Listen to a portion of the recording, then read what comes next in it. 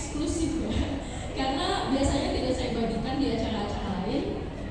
Yang pertama kita akan membahas peran bahasa asing di era global. Yang kedua, kenapa belajar bahasa itu penting untuk generasi muda. Yang ketiga, strategi belajar bahasa asing yang menyenangkan dan relevan untuk generasi muda. Pasti pada nungguin yang ketiga ya? Iya.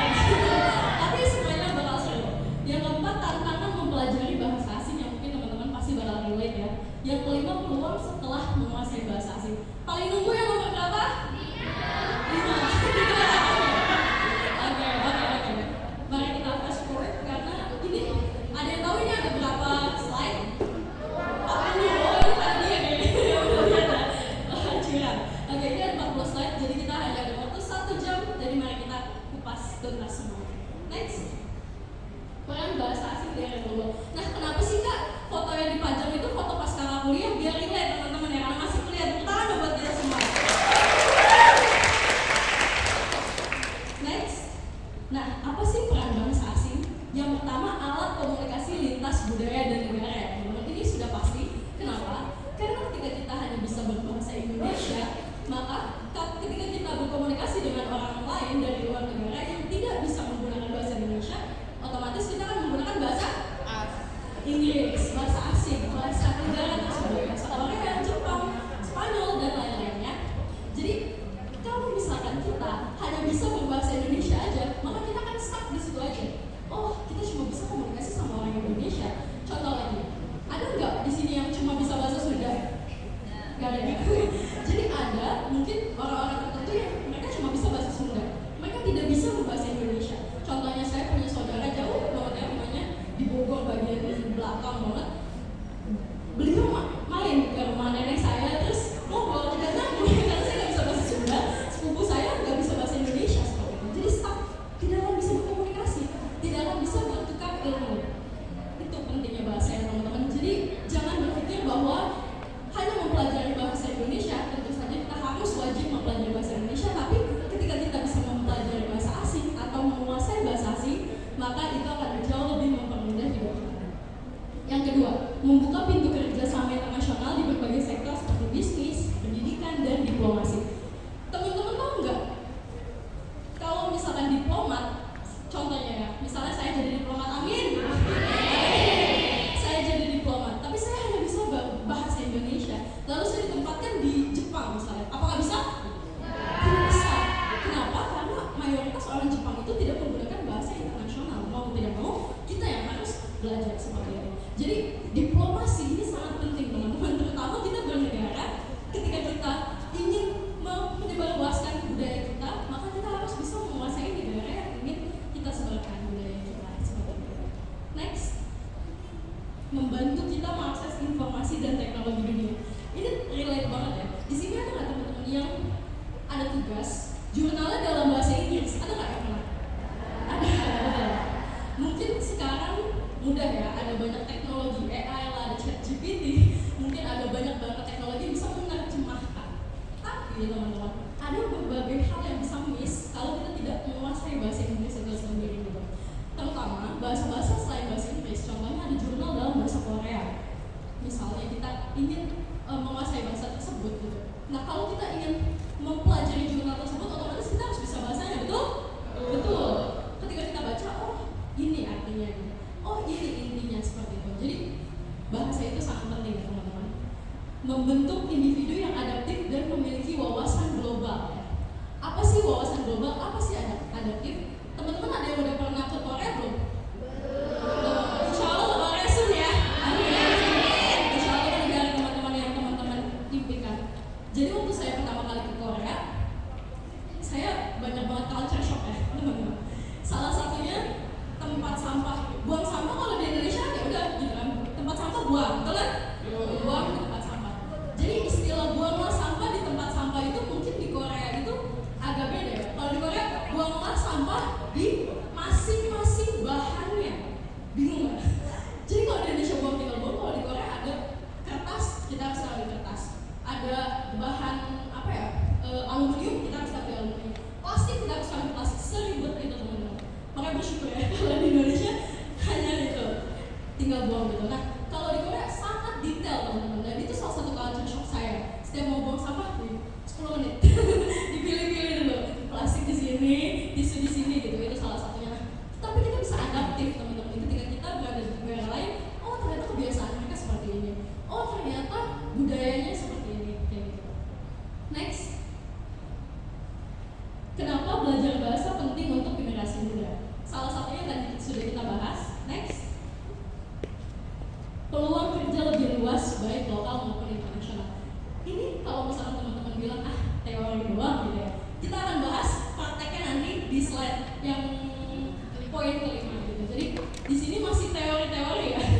Jadi yang pertama, peluang kerja lebih luas maupun lokal maupun internasional. Alhamdulillah saya nanti ada di poin kelima. Jadi keterima kerja di perusahaan multinasional seperti itu karena bahasa saya. Membantu memahami budaya lain dan membangun toleransi. Ini salah satunya teman-teman yang tadi sudah saya bahas. Jadi ketika kita memiliki kemampuan untuk menggunakan bahasa tersebut, apalagi tinggal di negara tersebut, kita bahkan akan mempelajari budaya-budayanya juga. Contoh, bahasa Korea itu hurufnya apa? Hangul. Kalau Jepang? Hiragana, katakana, kanji. Kalau Rusia? Kiril. Seperti itu nanti akan kita bahas ya teman-teman. Jadi itu mempelajari juga budaya-budayanya dengan memakai handbook gitu ya, ada budaya masing-masing dan juga perbedaan-perbedaannya dengan budaya Indonesia. Jadi kita akan makin luas wawasan kita. Next, mempersiapkan generasi muda agar bisa bersaing secara global. Ini juga salah satunya ya teman-teman. Kenapa? Karena ketika kita sudah berada di ranah internasional, di sini teman-teman ada yang pernah ikut acara internasional nggak? Ada. Insya Allah sudah ya, kita ikut acara internasional bareng-bareng. Amin. Amin. Nah, ketika kita sudah berada di ranah internasional, mau tidak mau, suka tidak suka ya, kita harus bisa menguasai bahasa yang paling utama itu Inggris. Itu paling basic banget teman-teman. Ketika kita bisa bahasa Inggris, maka akan mudah gitu untuk berkomunikasi. LGD, leaderless group discussion, FGD, forum group discussion, pokoknya untuk diskusi itu harus menggunakan bahasa Inggris seperti itu. Jadi ketika teman-teman bisa bahasa, terutama bahasa Inggris, itu akan memudahkan. Meningkatkan kemampuan berpikir kritis dan percaya diri. Ada nggak di sini yang bisa bahasa Korea walaupun cuma apa? Gitu. Tapi pengen ngomong mulu, ada nggak? Ada. Oh banyak.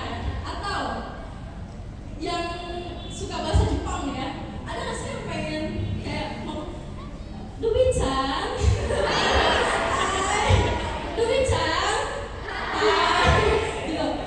Pengen ngomong bahasa Jepang dulu nih, walaupun saya cuma tahu itadakimasu gitu misalnya ya. Saya cuma tahu itadakimasu depan teman-teman, itadakimasu gitu biasanya yang bingung gitu. Jadi dengan kita menguasai suatu bahasa, perlu bisa basicnya doang aja itu sudah menaikkan kepercayaan diri gitu. Dan itu bagus ya teman-teman. Jadi jangan sampai baru bisa basicnya malu gitu ya, jangan kayak gitu teman-teman. Kalau malu nggak akan bisa maju gitu.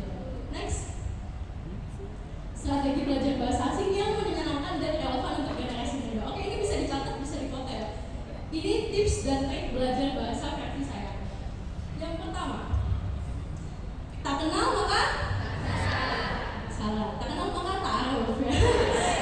Jadi ta'aruf bahasanya ya teman-teman. Kalau teman-teman nggak kenal, nggak akan bisa belajar bahasa. Maksudnya gimana sih kak? Kalau misalkan ada orang yang bilang belajar bahasa itu harus vocab dulu, harus grammar dulu, enggak. Menurut saya nggak harus. Yang penting kita sering mendengar ya. Makanya di sini saya bilang biasanya dapat melalui audio karena kemungkinan belum mengetahui sistem penulisan. Jadi tanpa teman-teman tahu tulisannya kayak gimana, hiragana kayak gimana, katakana gimana, hangul kayak gimana, tanpa teman-teman tahu pun teman-teman bisa mendengarkan. Ketika teman-teman udah ngedengerin dulu nih, biasanya saya lewat radio. Ini contoh-contoh radionya ya teman-teman yang saya dulu dengarkan. Saya taruh misalnya lagi gabut gitu, saya taruh terus radionya muter sendiri. Saya nggak ngerti awalnya, nggak ngerti bahasa Rusia, terus saya juga sempat belajar bahasa Rusia, bahasa Jepang, bahasa Korea dulu sebelum saya mengerti bahasa Korea, tapi saya sudah membiasakan diri saya dengan bahasa tersebut. Jadi kenapa sih dinamakan bahasa asing? Karena asing, betul, karena asing. Makanya tak kenal maka tak aruf. Ketika kita nggak kenal, ya cari tahu buat bahasa itu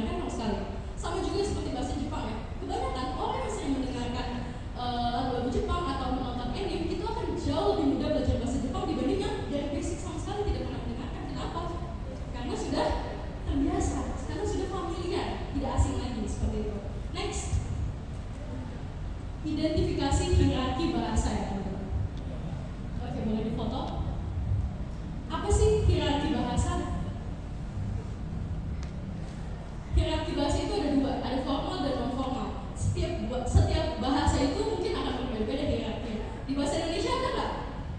Formal dan non formal? Ada. Betul ya. Terus di bahasa Inggris? Ada. Di bahasa Korea ada banget ya. Adanya tuh banget ya. Di bahasa Jepang juga ada. Nah, teman-teman harus tahu bahwa belajar bahasa itu harus dimulai dengan bahasa formal. Walaupun nanti teman-teman mikir, ini mah bahasa nggak bakal pakai di percakapan sehari-hari. Ini mah bahasanya buku banget, textbook gitu ya. Tapi tetap harus diawali dengan formal. Kenapa? Ketika kita ke negara tersebut dengan orang asing ya, apalagi saya pakai hijab, pakai dress, pakai gamis gitu. Terus tiba-tiba saya ke negara asing, yang orang tuh tahu saya orang asing gitu. Pas saya ngomong, annyeong, auto ngamuk gitu, misalnya ke orang yang baru kenal, pasti langsung ngamuk. Kenapa? Annyeong itu tidak formal. Bahasa lainnya adalah sopan dan tidak sopan. Bayangin, annyeong itu adalah ketika teman-teman gak kenal sama orang, terus tiba-tiba ada bocil gitu ya, oi, itu mirip kan, oi, sombong banget gitu, tidak sopan gitu ya. Jadi itu sopan dan tidak sopan. Biasakan untuk mempelajari bahasa yang sopan dulu. Jadi saya pernah ketemu sama orang yang bilang bahasa Korea bagus gitu ya. Terus saya penasaran kan, saya ajak ngomong saya non formal gitu. Jadi saya kaget ya.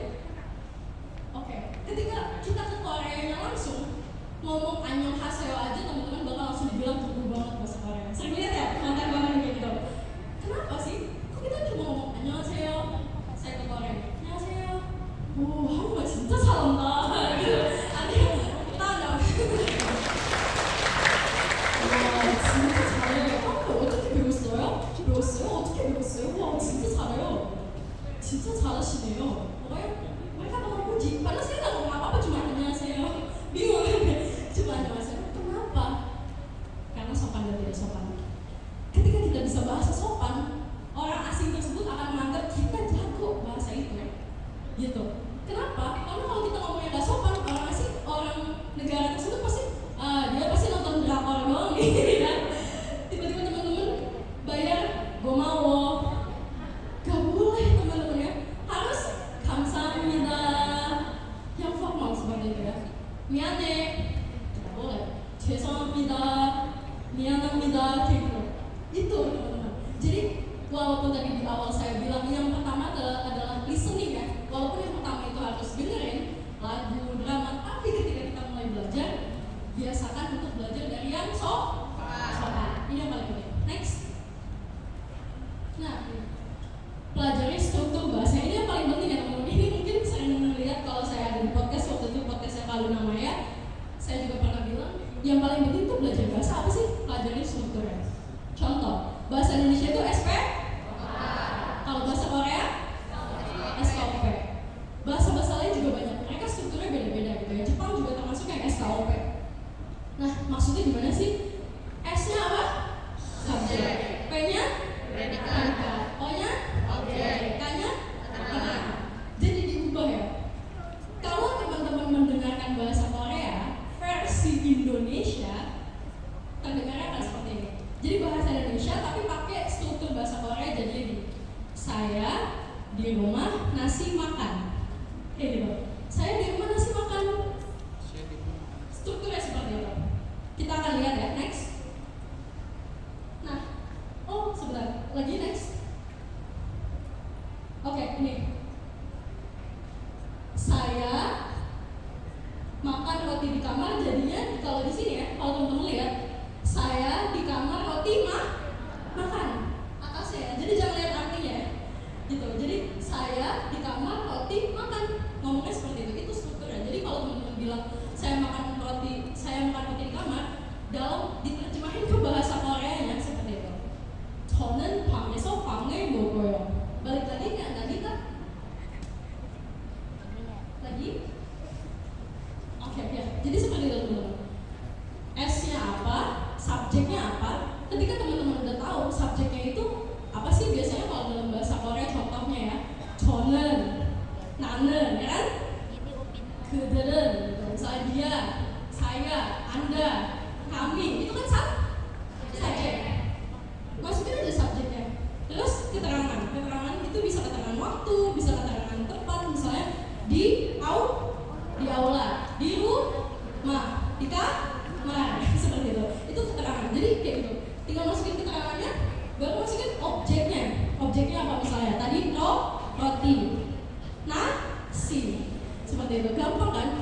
Predikatnya apa? Predikat itu verb ya, kata kerja atau bisa kata sifat. Misalnya makan, mendengarkan, belajar, seperti itu. Jadi mudah ya teman-teman, tinggal dimasukin aja. Ketika teman-teman, oh saya mau belajar bahasa baru nih, apa yang harus dilakukan? Pertama kali adalah familiar dengan bahasanya. Yang kedua, menentukan formal atau non formal. Yang ketiga, teman-teman tinggal cari tahu apa sih strukturnya, apa sih struktur bahasanya, gimana sih SPOK, SKOP atau apa gitu. Gampang, segampang itu. Next. Oke. Baru pelajari sistem penulisannya, karakteristik hurufnya. Contoh, Korea pakainya Hangul, Jepang pakainya kanji, hiragana, katakana, Rusia pakainya Kirilik. Bahasa Arab itu huruf hijaiyah, seperti itu. Jadi huruf itu aktif setelah kita tahu strukturnya. Jadi ketika udah tahu struktur, baru nih kita pelajarin huruf kata seperti itu. Udah difoto? Next. Oke, baru ini ya yang tadi saya bilang. Ketika kita udah tahu strukturnya, biasanya teman-teman itu nggak bisa dia menjadi subjek, ya udah jadi subjek aja, nggak bisa ya. Kecuali dalam bahasa Indonesia, aku ya udah aku, betul? Betul, nggak ada partikelnya kan? Nggak ada. Apa sih partikel?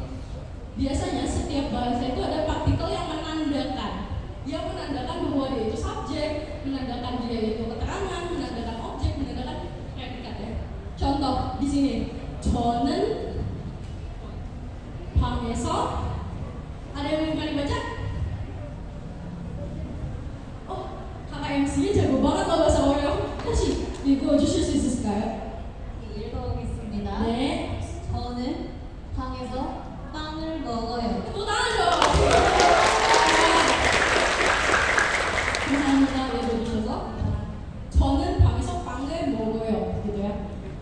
저는, jadi sebenarnya teman-teman,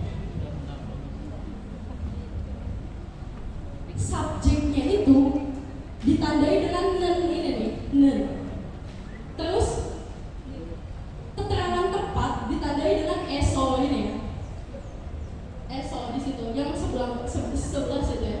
Terus roti sebagai objek ditandai dengan el. Nah ini oyo ini untuk penanda dia polite, untuk verb gitu ya, untuk kata kerja. Jadi kayak gini. Teman-teman tinggal cari tahu apa sih partikel-partikelnya, partikel dasarnya gitu ya. Kalau dalam bahasa Jepang itu biasanya watashi wa, itu menandakan dia subjek. Anata wa, seperti itu. Kalau objek apa dalam bahasa Jepang? Oh, betul ya. Keiku oh gitu. Oh ya, itu dia menandakan objek seperti itu. Jadi udah ya teman-teman, tinggal cari tahu aja partikel-partikelnya. Udah di foto ya? Next. Oke, nah ini pro drop language. Jadi bahasa itu terbagi menjadi dua. Boleh di foto?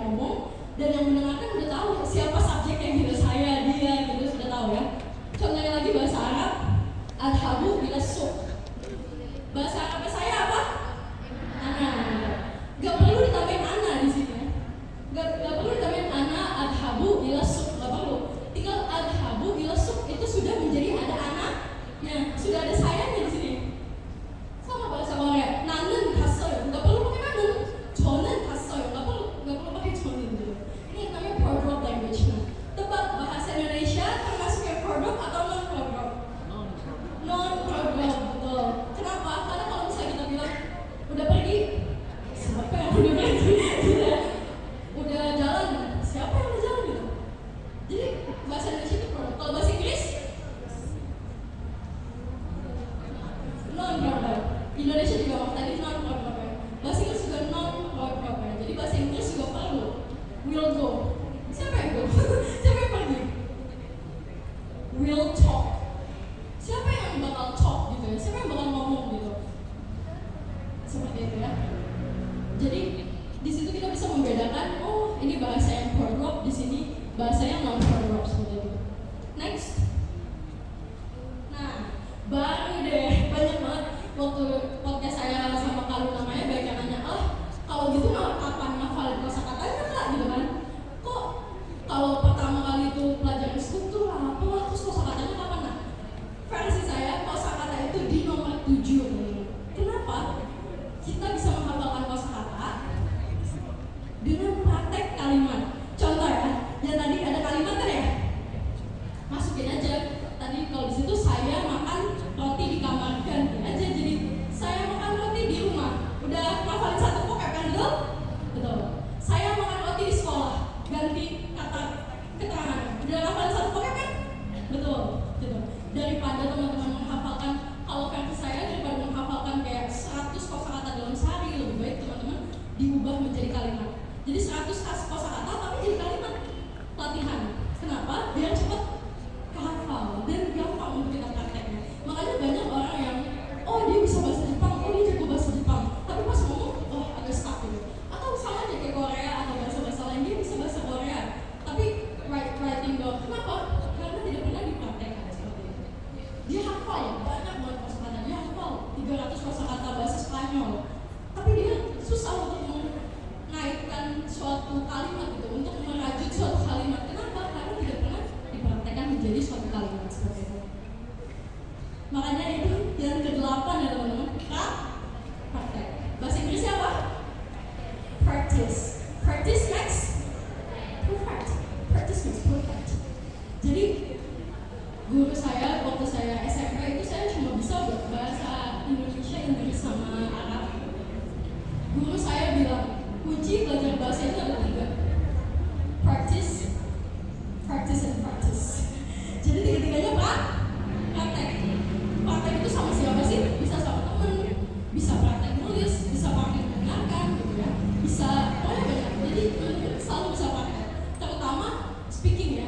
Praktek speaking itu sangat penting gitu. Jadi kalau bisa, misalnya nih, tadi kayaknya sebelah sini kata-katanya bisa bahasa Korea deh.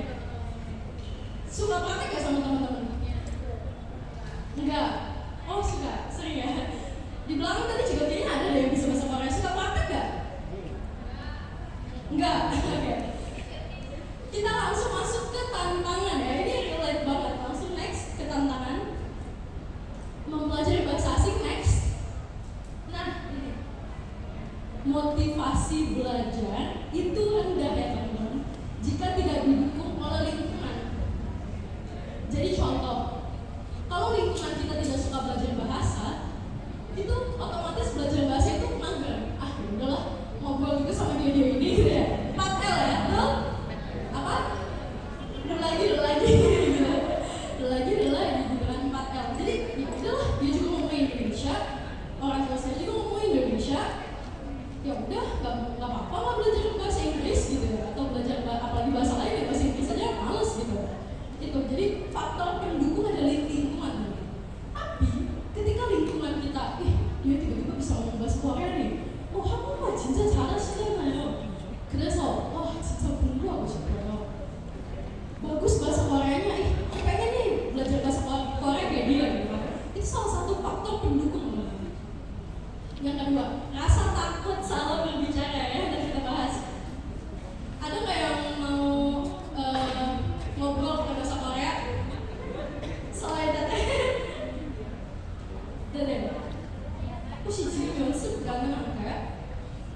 네네. 그냥 네, 그냥 평범한 평범한 거예요. 안녕하세요. 제가 인사할까요? 인사만. 인사만?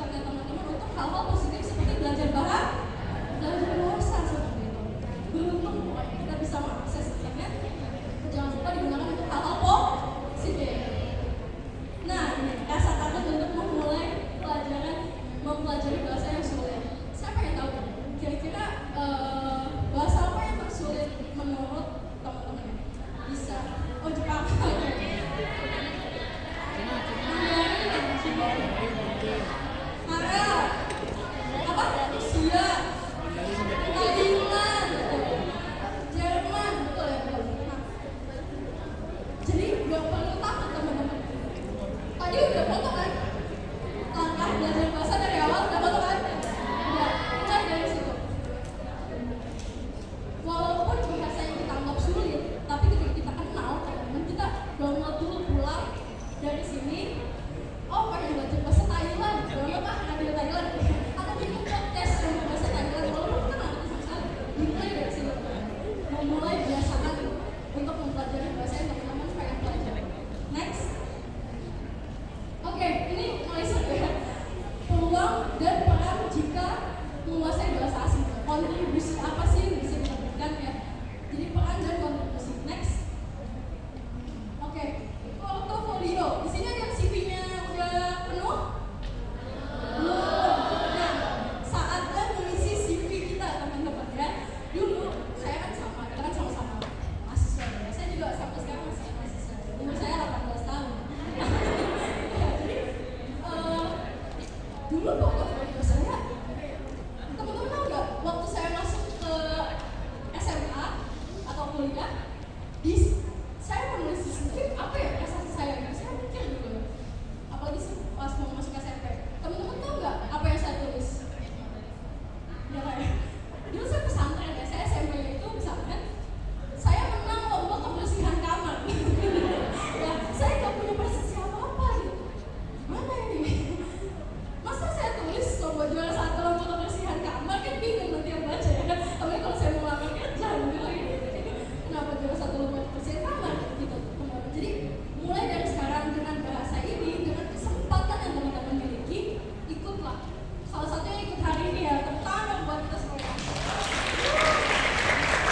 Ikut seminar nasional ikut, ada lomba bahasa ikut, lomba nyanyi bahasa Korea misalnya ikut, lomba nyanyi bahasa Jepang, lomba bikin video bahasa Jepang itu, pokoknya semua. Mumpung kita masih di kampus ya, jangan sampai menyesal teman-teman. Saya dulu waktu kuliah, gimana ya caranya biar saya full gitu ya CV-nya, udah saya ikut aja apapun. Akhirnya teman-teman lihat yang di sebelah sini, saya menang lomba MTQ debat bahasa Inggris dan bawahnya Syakil Quran sekaligus teman-teman. Alhamdulillah. Jadi itu salah satu keutamaan belajar bahasa. Waktu itu saya kayaknya ini bakal kosong nih CV saya, tapi ternyata banyak lomba ikut. Jadi jangan pernah takut ya teman-teman untuk eksplor diri teman-teman. Next. Nah ini study pro. Tadi mau kuliah S2 di Korea? Oke. Ada yang mau S2 di Jepang? Yang Jerman? Thailand mau? Apa? Arab? Cina? Oke, Cina? Nah, Kak, saya mau kuliah di Korea, nggak bisa bahasa Korea, bisa nggak? Bisa. Kak, saya mau kuliah di Cina, nggak bisa Mandarin, bisa nggak? Nggak bisa. Karena syarat paling awal ketika kita mendaftar adalah tes. Kalau bahasa Inggris TOEFL, IELTS, Korea TOEIC, ya kan? Jepang. Wah, pokoknya semua bahasa itu harus ada tesnya, tes kebahasaannya teman-teman. Jadi itu harus mendorong, memotivasi teman-teman. Oh, saya pengen nih kuliah di luar negeri gitu ya. Saya pengen lanjut di luar negeri, pengen tinggal di luar negeri gitu. Jadi yang pertama adalah harus bisa bahasanya. Saya alhamdulillah dapat beasiswa waktu itu ke Korea, full beasiswa. Beasiswanya itu saking fullnya sampai ulang tahun pun di cover. Jadi waktu itu setiap ada ulang tahun sebulan sekali kita ada acara ulang tahun gitu, kayak ada cake, ada kue lilin, ada bagi hadiah seperti itu. Itu dari kampus. Tepuk tangan dong. Dan waktu itu saya kebetulan bisa bahasa Rusia juga, jadi teman saya itu ada orang Kazakhstan, mereka berbahasa Rusia. Setiap ada ulang tahun, teman-teman saya yang nggak bisa bahasa Inggris dan nggak bisa bahasa Korea karena baru masuk waktu itu, setiap ada ulang tahun itu harus ada speech teman-teman. Ini mungkin yang tahun kemarin udah dengar ya? Ada yang ingat nggak? Tahun kemarin saya di sini saya cerita, mulai dari jadi ada speech ulang tahun, kasih kue, tapi syaratnya adalah harus speech dengan bahasa Inggris ataupun Korea, kan? Karena audiensnya orang Korea atau yang bahasa Inggris. Teman-teman saya yang orang Kolombia, kan Kolombia bahasanya apa? Spanyol. Bahasanya Spanyol, orang Meksiko, teman saya orang Kazakhstan nggak bisa bahasa Inggris, nggak bisa bahasa Korea. Akhirnya saya dipanggil, jadi setiap ada ulang tahun sini gitu. Saya suruh menerjemahkan, jadi setiap speech saya terjemahkan. Pernah ada sekali saya nggak masuk karena sakit, ulang tahunnya diundur. Itu pentingnya ya belajar bahasa. Next. Oke, membangun relasi industri hiburan di Korea Selatan saat study abroad. Teman-teman tahu JYP? Twice, tahu Twice? Day6? Karena waktu kuliah, karena saya bisa bahasa Korea, saya temenannya sama teman saya orang Korea. Salah satunya itu dulu wajib militer itu bareng kru staff JYP, jadi kita diajak masuk ke JYP teman-teman. Tahu nggak?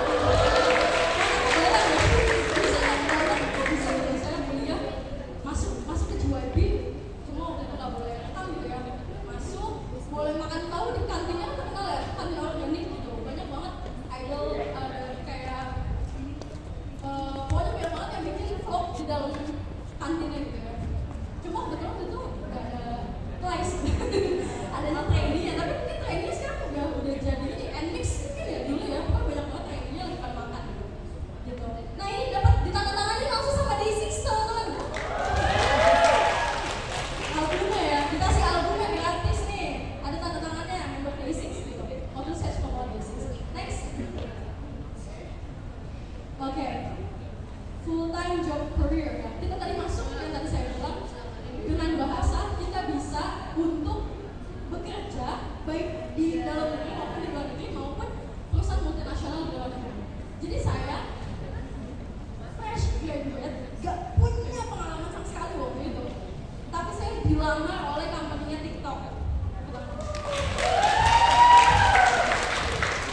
Dilamar dalam membayar. Saya pernah lihat salah satu yang kontroversial gitu ya.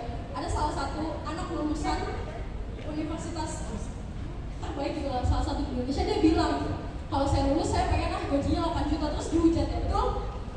Kayak padahal masih fresh gitu. Saya nggak nyantumin saya mau gaji berapa gitu, tapi karena perusahaannya multinasional mereka menawarkan fresh graduate gajinya di atas rata-rata teman-teman. Itu makanya kenapa teman-teman harus bisa minimal bahasa Inggris. Itu akan menambah value teman-teman dengan belajar bahasa. Nggak perlu melamar ketika teman-teman bisa bahasa. Ada yang pakai LinkedIn, pakai yang belum pakai harus pakai dari sekarang ya. Karena waktu itu saya dilamar kerja, jadi sampai sekarang banyak banget tawaran kerja di luar negeri, di Indonesia itu lewat LinkedIn, dan saya cantumkan di situ saya bisa nambah bahasa seperti itu. Jadi itu penting banget ya, bahasa asing itu membuka peluang untuk teman-teman bisa bekerja di luar negeri maupun di Indonesia di perusahaan multinasional. Next.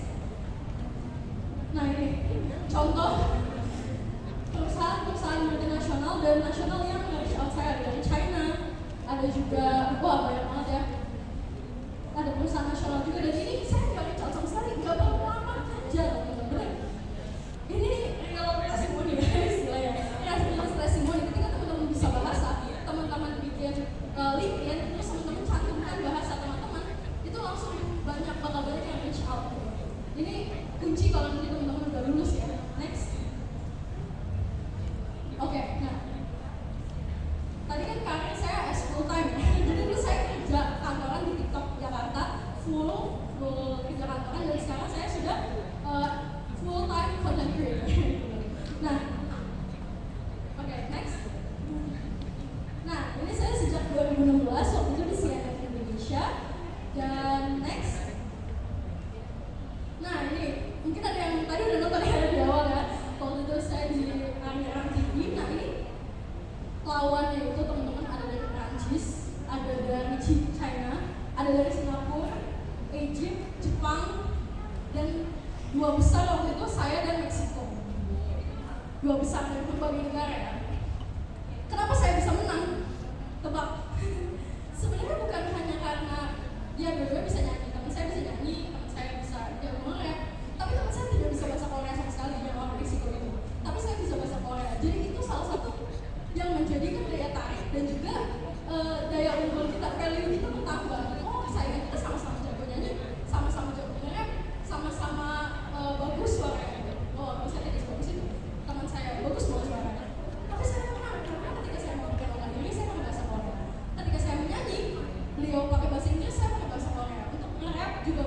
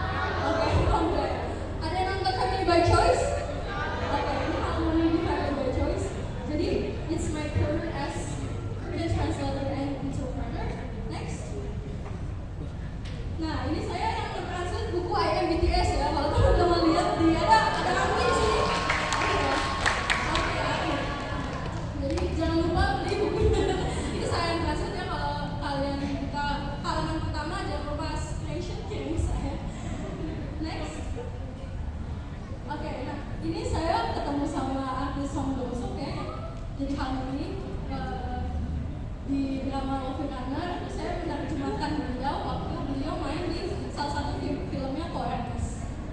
Next, kalau yang ini bukan yang lain suami saya. Ada suami saya nanti lihat. Next. Ini suami saya lihat saya. Oke. Kontribusi bagi masyarakat di dalam teman-teman bayangin ini waktu saya orientasi di sekolah, saya pakai baju daerah ya, pas saya pakai kebaya, terus bareng sama teman-teman juga kita nari tarian daerah juga gitu.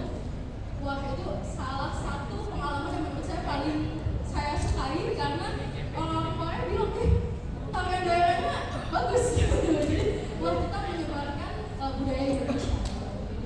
Next. Nah, tadi saya udah bilang belum cita-cita saya jadi diplomat, doain ya teman-teman, amin. Saya belum jadi diplomat tapi saya udah naik di mobil diplomat waktu di Korea. Jadi waktu itu ini di Chongwade, ini di gedung biru, gedung kepresidenan Korea. Dan waktu itu kami diundang waktu di Korea. Jadi tadi seperti yang saya bilang ya teman-teman, kalau mau traveling gratis kuasai bahasa asing karena saya bolak-balik ke Korea 5 kali itu gratis teman-teman.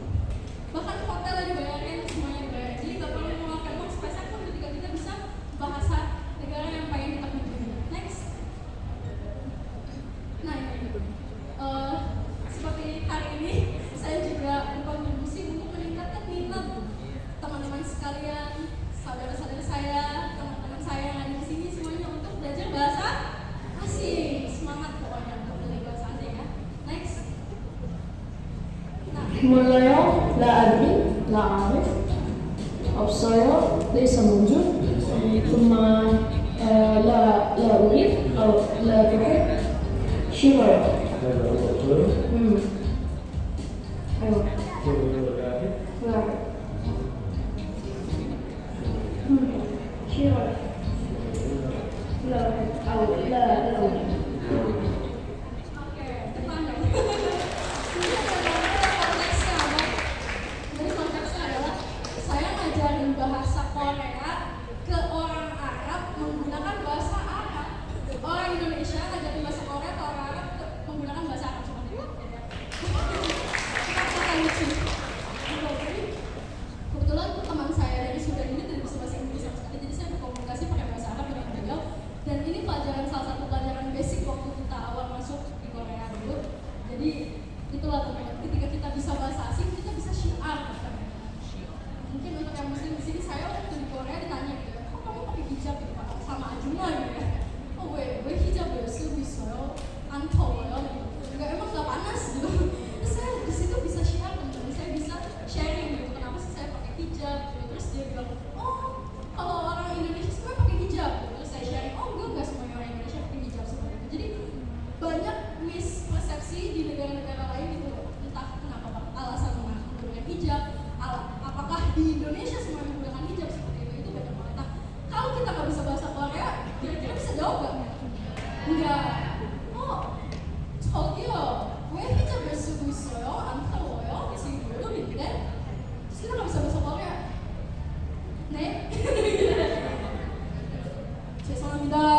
Kalau bisa 죄송합니다 ya. Kalau kita nggak bisa sama sekali bahasa Korea, wah bakal blank banget gitu, nggak tahu mau ngomong apa kan pasti gitu. Jadi salah satu keutamaan bahasa adalah kita bisa meluruskan gitu ya, yang apa ya, pokoknya yang dari negara-negara lain itu menganggap oh kok kayak gini sih, kok kayak gini seperti itu bukan rasis teman-teman, itu mereka penasaran karena di negara mereka itu tidak ada contoh misalnya di Korea atau di Jepang ya. Mungkin yang Jepang tidak terlalu penasaran Korea karena Jepang itu orang individual banget. Tapi kalau di Korea itu mungkin yang berumur gitu ya, yang sudah lansia akan bertanya kenapa kamu pakai hijab gitu. Tapi bukan salah satu bentuk rasisme, tapi bentuk mereka justru peduli gitu, mereka tuh penasaran kenapa gitu. Makanya kalau kita bisa bahasa Korea, kita bisa jelaskan. Jadi kalau ditanya, Kak, Korea rasis gak? Alhamdulillah, menurut saya enggak. Next. Oke, saya juga berkolaborasi. Nah, dengan bahasa ini, saya menjadi content creator dan bisa bisa berkolaborasi untuk penggalangan dana juga. Jadi setiap ada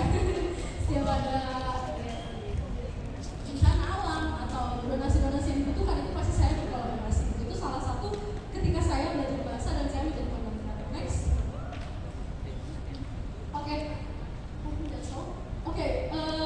Kalian tadi bisa akses Instagram kan? Bisa. Jadi yang belum follow boleh follow. Jadi let's connect on Instagram, TikTok, or YouTube. Thank you very much. And I think that's all. Thank you.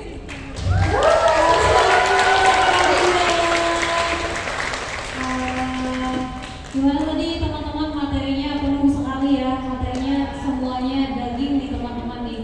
Harap teman-teman untuk dicatat dan diingat gitu.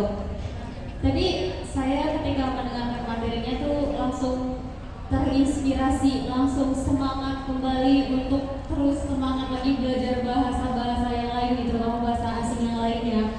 Gimana teman-teman? Teman-teman juga pasti ikutan bersemangat kan ya untuk belajar bahasa asing setelah mendengar materi DK Adinda? Semangat ya teman-teman, semangat. Apalagi di LCC ini kita mempelajari 3 bahasa Inggris, bahasa Jepang, dan bahasa Korea.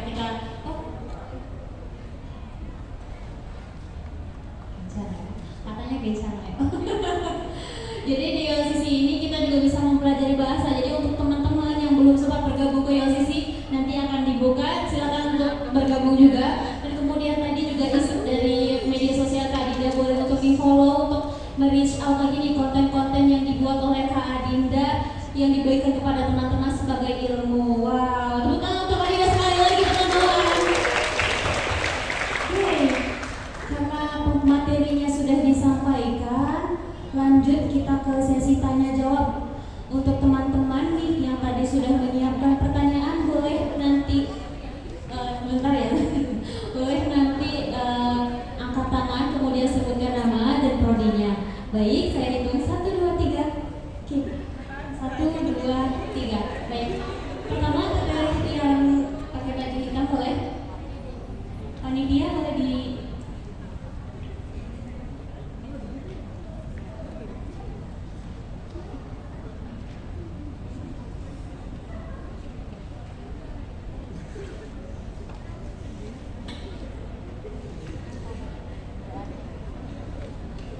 boleh untuk naik ke panggung? Gak apa, silakan. Sampaikan pertanyaannya kepada Kak Adinda ini sendiri di samping Kak Adinda. Silakan. Assalamualaikum warahmatullahi wabarakatuh. Kak Adinda, ahli sisi Leaders. Bahasa Jepang. Tepuk tangan dong. Mau tanya, Kak Dinda pernah nggak merasa stuck saat mempelajari suatu bahasa? Itu biasanya saat belajar lafalannya kah, hurufnya kah, atau ngafalin kosakatanya? Nah itu gimana caranya biar hafal dan ngatasin hal itu? Lalu kan Kak Dinda otodidak ya. Kalau misalkan untuk praktek speakingnya biasanya gimana caranya gitu? Oke. Terima kasih ya, tunggu saya mas. Terima kasih Mas Dek. Terima kasih, tepuk tangan dong. Bagus banget ya pertanyaannya. Kita pernah ketemu ya, udah tahu gimana ya kan? Oh iya. Oke. Oh kita pernah ketemu ternyata ya. Terima kasih sudah datang hari ini. Pertanyaannya pernah nggak sih stuck dalam belajar bahasa ya? Dan kalau praktek kan sebetulnya saya otodidak ya. Jadi kalau teman-teman kira bisa banyak bahasa, itu pasti les ya. Jadi semuanya belajar, makanya kenapa saya bisa nge-share tips-tips belajar bahasa seperti yang tadi saya share, karena saya seperti teman-teman juga, saya dari nol banget teman-teman, dari nggak bisa bahasa apapun sama sekali. Bahkan saat itu belajar bahasa Korea itu otodidak selama 3 hari waktu itu. Nah, gimana sih caranya kalau misalnya kita lagi stuck gitu? Pernah waktu saya belajar bahasa Korea awalnya gitu, karena saya nggak bisa basicnya sama sekali, jadi saya cuma tahu opa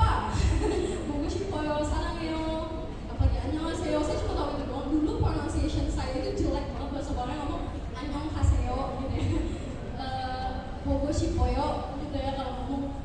Terus saya harus, temen-temen tahu nggak kenapa saya bisa bahasa Korea dalam 3 hari? Mungkin ada yang udah pernah lihat juga kontennya. Jadi saya waktu itu the power of kepepet. Saya harus ngajar bahasa Korea di tempat waktu itu saya ngajar mahasiswa bahasa Korea. Padahal saya nggak bisa bahasa Korea sama sekali. Jadi itu ada klub bahasanya gitu ya. Sampai WLCC ya. Iya klub bahasa seperti ini. Waktu itu saya didaftarkan oleh teman saya hanya karena saya suka K-pop. Jadi saya nggak bisa bahasa Korea. Akhirnya saya stuck. Gimana caranya saya bisa belajar bahasa dalam 3 hari? Bahasa Korea lagi ya susah banget. Akhirnya ketika stuck itu saya mencari celah yang bikin saya termotivasi, yaitu remember your first aim. Ulang lagi, remember your first aim. Apa sih aim itu? Aim itu adalah tujuan. Tujuan, ingat lagi tujuannya. Jadi ketika kita merasa stuck, remember your first aim. Apa sih tujuan teman-teman belajar bahasa? Saya pribadi salah satunya mau ngajar. Aim saya adalah saya mau ngajar. Itu yang akan mendorong. Contoh, kakak dari sini ke apa ya yang misalnya itu tadi saya lihat ada mall ya. Mall apa? Iya, KCP. Oke, KCP. Kakak dari sini ke KCP saya tantang lari dalam waktu 10 menit, bisa nggak? Nggak bisa. Oke. Sekarang saya tambahin harimau di belakang kakak. Kira-kira bisa nggak dari sini ke KCP lari? Bisa. Oke, tepuk tangan dong. Tunggu ya. Oke. Kenapa kok ada harimau? Gimana? Harimau ini adalah aim kita teman-teman. Harimau ini adalah tujuan kita. Saya nggak akan bisa belajar bahasa Korea dalam 3 hari kalau saya nggak ditambah harimau di belakang saya. Apa harimau ya? Adalah ngajar. Saya harus bisa ngajar gitu. Soalnya proposal saya mengajar bahasa Korea itu udah di ACC sama dekanan kan. Mungkin dong saya tiba-tiba ngajar kan. Jadi mau nggak mau harus bisa. Karena itu aim saya. Dan salah satunya saya mau jadi diplomat. Dan diplomat itu minimal kalau misalnya harus bisa 5 bahasa minimal. Jadi disitulah motivasi saya. Jadi taruh motivasi kalian tepat di belakang kalian. Ketika kalian stuck, males nih, susah. Hurufnya ribet gitu ya. Ribet banget, pengucapannya ribet. Taruh tujuan kalian, motivasi kalian itu tepat di belakang kalian, maka kalian akan semangat lagi. Seperti kakak nggak bisa 10 menit ke KCP, semangat lagi. Bisa kan 10 menit ke KCP? Bisa. Kalau ada harimau gitu ya, motivasinya ada di belakang. Anggap aja teman-teman lagi didorong. Itu kalau lagi stuck ya. Dan yang kedua, teman-teman bisa cari mungkin cara baru atau metode baru kalau misalkan teman-teman stuck nih. Oh, kayaknya saya belajar bahasa Arab misalnya, belajar bahasa Arab itu susah banget gitu. Nah, kayaknya metode yang saya gunakan itu bisa diganti atau bisa diganti cara belajarnya. Contoh, awalnya belajar dari buku aja gitu ya, belajar bahasa Jepang juga atau belajar bahasa Korea dari buku aja. Nextnya, teman-teman bisa belajar praktek dengan masuk tadi ke pertanyaan kakak, praktek. Kak, gimana sih praktek? Saya praktek dengan teman-teman saya yang orang Indonesia ya. Seperti kakak yang orang Indonesia, awalnya waktu di Unpad, saya belajar masuk ke klub bahasa. 맨날 한국말 연습했어요. 네. cuma praktek aja ke teman. Nah, tadi kata kakak, kalau kita praktek itu harus ke orang gitu ya, harus gimana sih? Gimana sih prakteknya? Nah, cari di sini kan banyak nih. Mumpung kita di WLCC, daftar di WLCC sekali. Makasih ya. Tepuk tangan dong buat WLCC.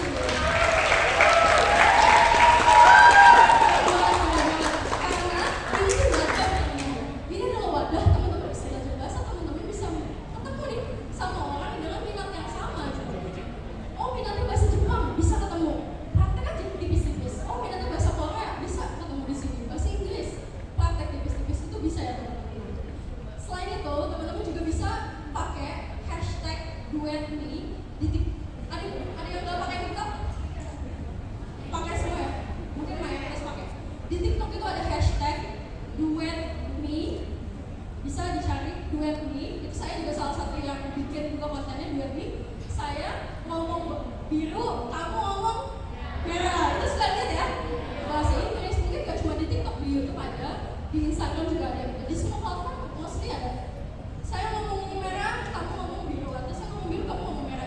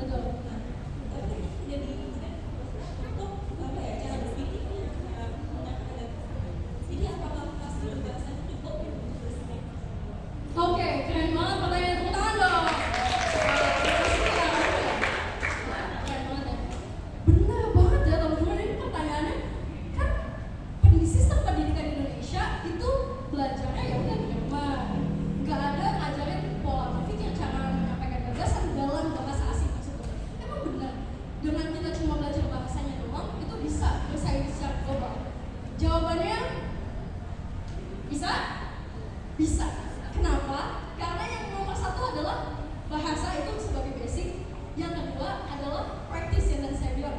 Jadi pertama belajar bahasanya karena ketika kita hanya memfokuskan untuk mempelajari cara mengemukakan pendapat gitu ya, cara kita discussion gitu. Sebelum kita diskusi, otomatis kita harus bisa bahasanya. Contoh, ada diskusi forum bahasa Inggris. Teman-teman bisa nih jago bikin sebuah statement, jago untuk membentuk gagasan dan mengutarakan pendapat. Tapi teman-teman nggak bisa bahasa Inggris, apakah bisa masuk ke forum itu? Nggak bisa. Nah, itulah pentingnya seperti WLCC ini ya, teman-teman. Tangan lagi dong sekarang gitu. Itulah pentingnya teman-teman. Walaupun di sekolah itu tidak diajarkan ya, bagaimana caranya secara detail. Oh, kalau misalkan teman-teman bisa bahasa ini harus bisa belajar cara mengutarakan pendapat, itu memang tidak diajarkan. Makanya kita butuh pendamping selain bahasa itu tersendiri adalah dari UKM seperti bahasa ini, dari juga language club ya. Waktu itu saya SMA nggak diajarin caranya debat di kelas. Cara debat kan biasanya kita juga kalau di forum itu kita harus bisa debat ya teman-teman. Itu debat itu adalah basic gitu untuk kita bisa mengemukakan pendapatnya. Tidak diajarkan debat, tapi diajarkan ketika saya di eskul bahasa Inggris gitu. Ya ada materi debat gitu, ada materi LGD, leaderless group discussion kayak gitu. Jadi memang tidak dipelajari di sekolah, tapi sebenarnya penting. Jadi di sekolah itu penting, dan kalau bisa kita ikutan yang selain sekolah itu. Maupun kalau misalkan teman-teman tidak ada gitu ya, di lingkungannya nggak ada nih kayak WLCC ini gitu. Teman-teman bisa belajar secara mandiri. Bagaimana sih caranya kalau dalam bahasa ini kita belajar mengemukakan pendapat seperti itu. Jadi yang paling penting sebenarnya basic ada bahasa. Jadi ketika kita udah bisa belajar bahasa tersebut, kita bisa bersaing dengan syarat kita bisa merangkai kalimat sempurna yang bisa mendukung kita statement kita. Jadi yang paling penting sebenarnya belajar bahasa. Terima kasih.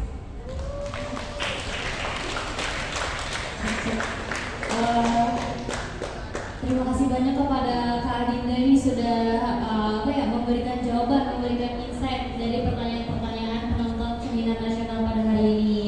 Tepuk tangan semuanya. Sayangnya untuk sesi kali ini hanya bisa untuk 2 penanya saja ya teman-teman. Nanti mungkin kalau ada yang penasaran lagi mungkin bisa berkunjung ke sosial media Kak Adinda dan leave comment ya, kayak nanya gitu, barangkali nanti dijawab sama teman-teman yang sama-sama belajar bahasa juga. Oke, selanjutnya di sini saya akan menyampaikan kesimpulan terlebih dahulu dari penyampaian Kak Adinda. Dari penyampaian tadi kita bisa menyimpulkan bahwa penguasaan bahasa asing itu bukan cuma sekedar keterampilan biasa ya, tetapi sebagai suatu kebutuhan penting apalagi bagi kita generasi muda yang bisa membuka peluang karir yang luas, memperluas wawasan budaya, dan juga memperkuat daya saing generasi muda di kancah internasional.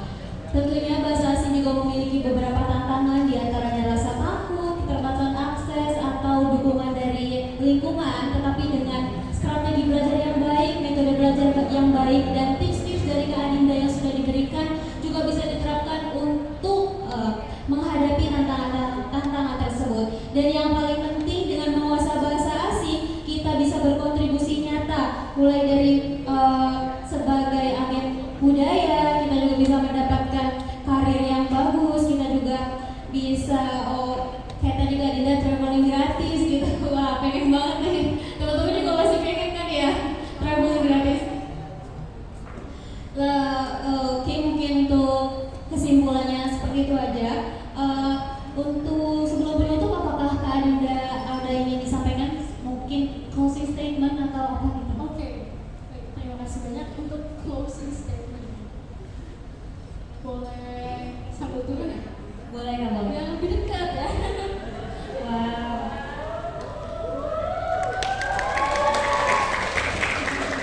Kan kelihatan ya, gak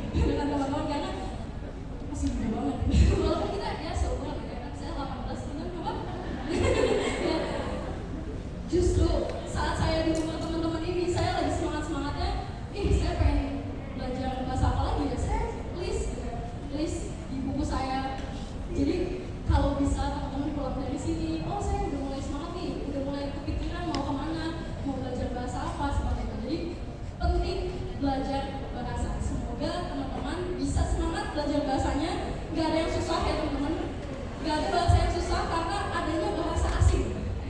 Ketika bahasa itu udah nggak menjadi asing, ketika itu familiar, maka bahasa itu akan terasa lebih mudah dipelajari. Sekian dari saya. Jangan lupa daftar OLCC. Terima kasih. Wassalamualaikum warahmatullahi Waalaikumsalam warahmatullahi wabarakatuh.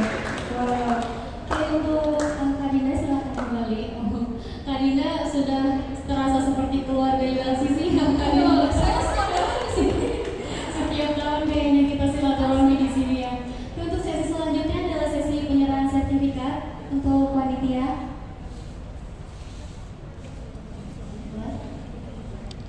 Untuk ketua pelaksana dipersilakan untuk menyerahkan sertifikat kepada pemateri kita yang luar biasa pada hari ini.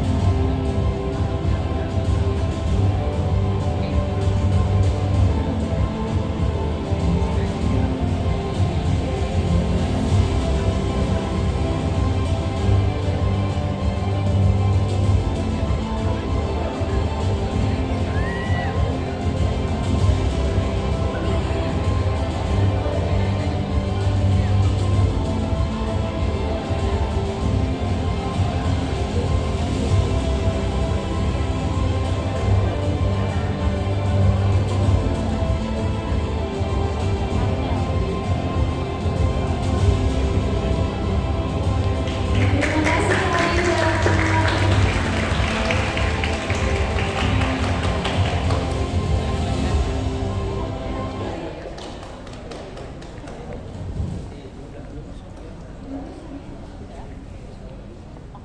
Baik, di sini Kak Dinda meminta sesi spesial dan bersama dengan teman-teman semua. Jadi kita akan membuat konten bersama Kak Dinda. Wih, Kak Dinda, banget ya Wih.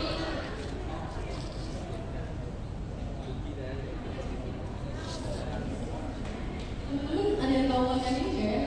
Boleh nanti nyalain flashlight ya. Ada flashlightnya? Nanti masuk ke reels, jangan lupa komen ya. Jadi kontennya kurang lebih seperti ini. Saya tag di depan dulu. Jadi